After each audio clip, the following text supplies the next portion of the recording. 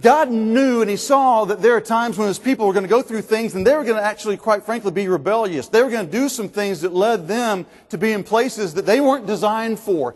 From Isaiah chapter 61, verse 1 and 2, Jesus reads from Isaiah's lips, "The Spirit of the Lord is on me, because He anointed me. He anointed me to do this." Now let me pull up and stop for a second. If He's going to stop and if He's going to pick out, He's going to roll through the scrolls and determine which of these pages am I going to read, I wonder why He's picking this one.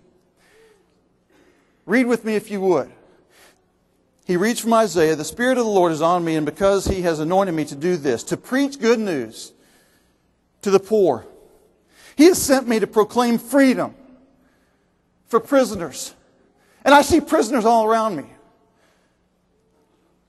"And recovery of sight to the blind."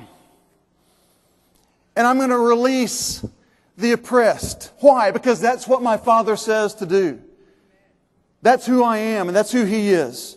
I think it's what God intended us to be, and that is free. He never intended people to be locked up, and yet we find ourselves doing that. I want to ask you to consider about 4 different areas of your life, my life, as you are a person that's a follower of Jesus, if you do believe in Him as I do, and I think we all do. He never intended for us to be people that were slaves to anyone but Him. And ironically, it's being enslaved to Him that gives us full freedom. And yet there are all kinds of prisons around us. All kinds. And they're not just in Huntsville, Texas. God is a God, number one, God is a God of freedom.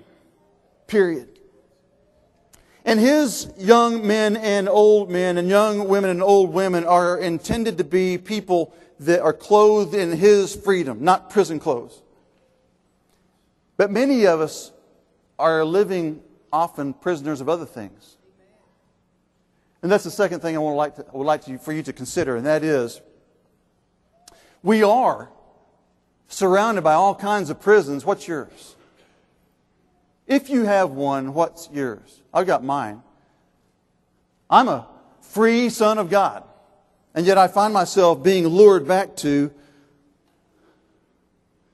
a cell. And I think probably if you're inflicted with this disease that I have, which is called being human, then you find yourself there a lot.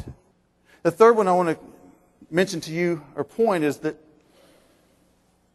if you've been free, don't keep going back to the cell.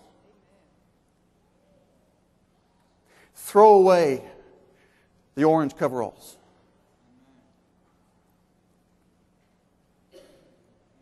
Do what you need to do. Talk to someone, please. Don't keep secrets. That's the worst one of all. And God says, throw away the orange coveralls. And you're not defined by a number on coveralls. You're defined by my name. That's it. If you will let me set you free and keep you free, let me claim you, throw the other stuff away. And then the last thing I want to remind you of is this. So many people around our world don't know that first 3 messages. So many people in our world, in your workplace, don't know that there's a God of freedom that wants to set them free. Guess who the ambassador is? And so it's our job and our responsibility and our privilege to do that. God's got a bad press agent. He's got people all around that say that God's in the condemning business when in fact He is in the freeing business. Isn't that right? Am I going to allow orange coveralls with a number on them and the state of wherever, in this case Texas, to define who I am? Am I going to let some private something in my life, wearing orange coveralls, define who I am?